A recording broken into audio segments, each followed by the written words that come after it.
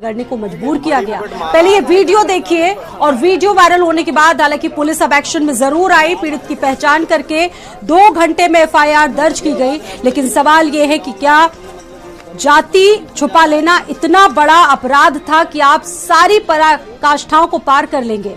और इस बार का तो मामला ऐसा था कि सभी हदों को पार कर दिया गया। 4 आरोपी गिरफ्तार हुए जिसमें मुख्य आरोपी भी शामिल है। बकेवर पुलिस ने 4 आरोपियों को सलाखों के पीछे भेजा है। दादरपुर की ये घटना थी और ये घटना कहीं ना कहीं समाज के उस सच को भी उजागर करती है कि क्या जाति छुपा लेना इतना बड़ा अपराध था कि क्या आप उस व्यक्ति पर यूरिन फेंकवा देंगे, आप उसका सरेआम मुंडन करवा देंगे। ये घटनाएं वाकई समाज के उस काले सच को उजागर करती हैं।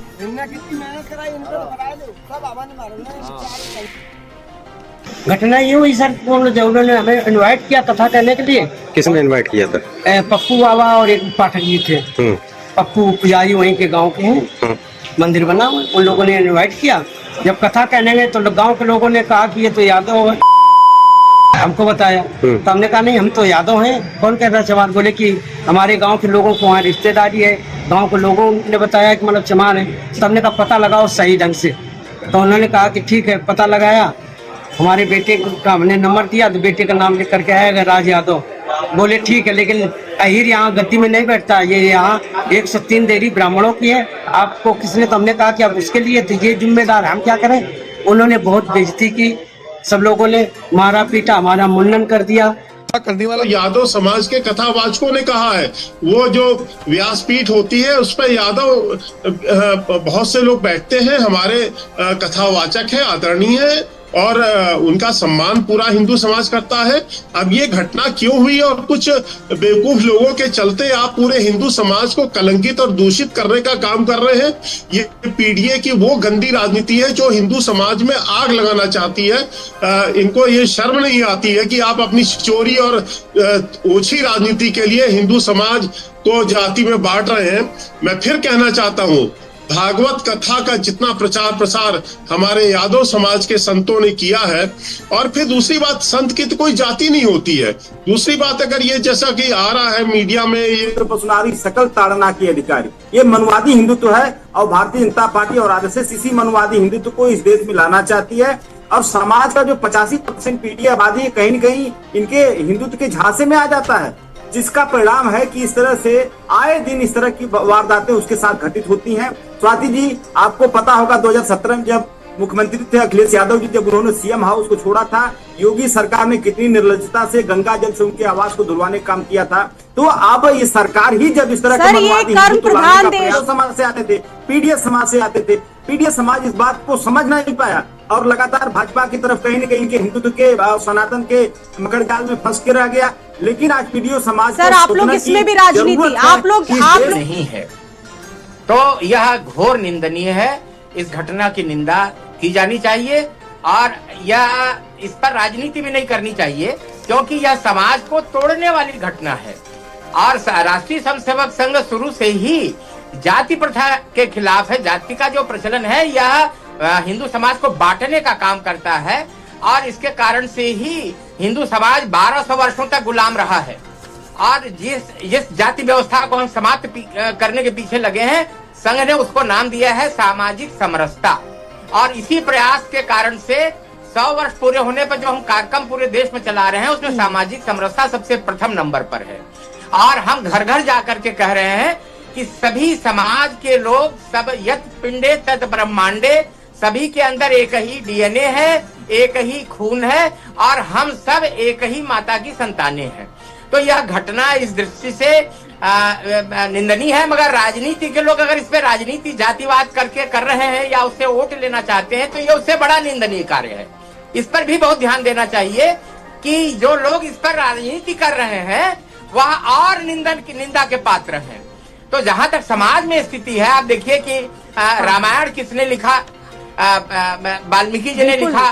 महाभारत किसने लिखा? वह अपने वेद व्यास जी ने लिखा। तो क्या सभी लोग हिंदू होने पर गर्व करते हैं रामायण और महाभारत पढ़ के? तो यह मोहन भागवत जी भी यही वहाँ पर सबका अधिकार है, सभी वहाँ पर जा सकते हैं। और अगर इस तरह की दूषित चीजें आ गई हैं सामने, तो इनकी खुलकर मुखालफत करनी होगी। ये वीडियो इस बात का तस्दीक बनाए घूम रहे हैं। बाबा साहब भीमराव अम्बेडकर ने कहा था जातिवाद हिंदू समाज का सबसे बड़ा दुश्मन है, ये मतलब अभिशाप है, और आप उस अभिशाप को बीटीए के नाम से फैलाना चाहते हैं। आप कौन से बाबा साहब अम्बेडकर के अनुयायी हैं साहब, ये बताइए। आपकी जो दोगलापन है, आप दिशाहीन है, आपको अपनी क्षुद्र राजनीति करनी है। और सबसे बड़ा देखिए स्वाति जी, इनको जो पीड़ा है, जो योगी जी और मोदी जी के नेतृत्व में हिंदू समाज एकजुट हुआ है, वो इनको बहुत दुखदाई है। ये पूरा जोर लगा रहे हैं कि हिंदू समाज जाति में टूट जाए और हमारा जो 18-20% मुस्लिम वोट बैंक है वो थोक में मिलेगा, और हम बाकी हिंदू समाज को जातियों में बांट के मुसलमानों के पैरों में सत्ता समाज सेकुलरिज्म के नाम पर डाल दे। लेकिन हिंदू समाज भी जाग चुका है, अब वो इस छल प्रपंच में नहीं आने वाला है। उसने देखा है कि अखिलेश यादव की सरकार में किस तरह से हिंदुओं की प्रताड़ना होती थी, किस तरह से आप असली आप भगवान उनकी ऑडियो डाउन करिए। अशोक जी होते तो धर्म का विरोध नहीं करते। आप अरे लगातार क्यों चिल्ला रहे हैं, नहीं करते। स्वाति जी की ऑडियो डाउन करिए। अशोक जी इसी पर सवाल उठ रहे हैं, इस पर जवाब। हिंदू इनके लिए है, जब चुनाव आता है तो पीडीओ को हिंदू बना लेते हैं। जैसे चुनाव होता है यादवों ने पीटा दलित समाज को, रैदास जाटों को, उसके बारे में बोलो। उत्पीड़न करने वाले भी भाजपा, अरे यादवों ने जो पीटा उसके बारे में वाले भी भाजपाई, और इस घटना को प्रमोट करने वाले भी भाजपाई। सफाई समाज के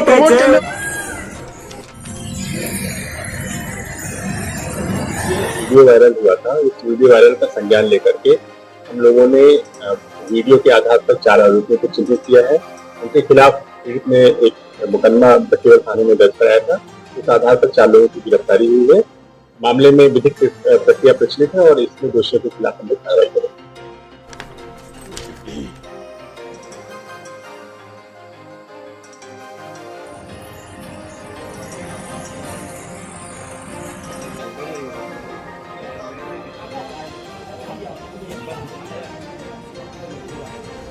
और देखिए ये जो चीजें जिस तरीके से हो रही हैं, इस पर बहुत सारे सवाल हैं। ज्ञान का सम्मान होना चाहिए, और आखिरकार ठेकेदारों ने जिस तरीके से ये जो प्रथाएं बनाकर रख दी है, आखिरकार सवाल बहुत सारे इस पर कि आखिरकार इनको परमिशन किसने दी।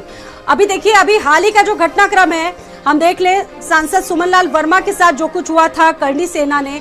ये बताइए संजय जी कि क्या कार्रवाई हुई उस मामले में, क्योंकि उनके घर पर अटैक कर दिया गया, उनको जान से मारने की कोशिश के आरोप लगाए गए और उनको सुरक्षा दी गई, लेकिन करणी सेना पर क्या कार्रवाई हुई, ये बताइए संजय सिंह जी।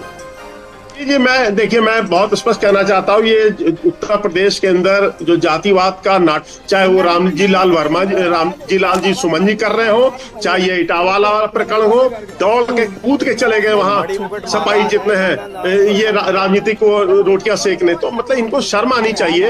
ये आखिरकार जा कहा रही है, खुद ये जो इनकी जो सामंतवादी सोच है जातिवाद की, ये उससे उठ नहीं पा रहे हैं। ये बहुत दबंग लोग हैं, ये इनकी दबंगई है। ये बर्दाश्त नहीं करते किसी और जाति को, ना ये दलितों को बर्दाश्त करते हैं, ना ब्राह्मणों को बर्दाश्त करते हैं, ना ठाकुरों को बर्दाश्त करते हैं। ये सिर्फ अपने M22 समीकरण में एक जाति विशेष को लेके ही इनका राजघराना है, एक राज परिवार है। उसी के पार्ट अशोक यादव जी हैं। ये जातिवादी लोग, ये किसी को नहीं छोड़ने वाले हैं। उत्तर प्रदेश की जनता को आपके बड़े चैनल के माध्यम से मैं कह देना चाहता हूँ, उत्तर प्रदेश की जनता को बहुत सतर्क रहने की आवश्यकता है। क्या वो किताबों में देखिए, और ये वीडियो वाकई में समाज की उस गहरी ठेकेदारी प्रथा पर सवाल उठाता है, और सवाल ये भी उठाता है कि क्या अगर कोई व्यक्ति कथावाचक है, अगर वो कथा कर रहा है, तो क्या उसको धर्म बताना जरूरी होगा। बातचीत करने के लिए हमारे साथ खास में, और उन्होंने कहा हमें ब्राह्मण वक्ता चाहिए, तो मैंने कहा ये तो तुम पहले सोच लेते भाई, आपने कथा जब सुनी थी हमारी तब तुमने छटवाई, पहले तो तुमने पूछी नहीं जाती, बाद में आपने जाति पूछी, तो हमने जाति छुपाते तो है नहीं, हमने बता दिया हम याद है, पता कर लो हमारा, ये हमने कह दिया। बोले तो हम ये 103 देरी है गांव ब्राह्मणों की, यहाँ आप कथा नहीं कह सकती हो, तुम शूद्र हो। ये एक वीडियो वायरल हुआ था, उस वीडियो वायरल का संज्ञान लेकर के हम लोगों ने वीडियो के आधार पर 4 आरोपियों को चिन्हित किया है। उनके खिलाफ पीड़ित ने एक मुकदमा बखेड़ा थाने में दर्ज कराया था। इस आधार पर 4 लोगों की गिरफ्तारी हुई है। मामले में विधिक प्रक्रिया प्रचलित है और इसमें दोषियों के खिलाफ हम लोग कार्रवाई करेंगे।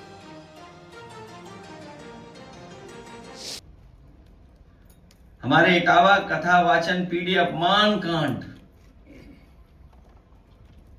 उन्हीं कुछ प्रभुत्ववादी और वर्चस्ववादी की वजह से घटित हुआ है।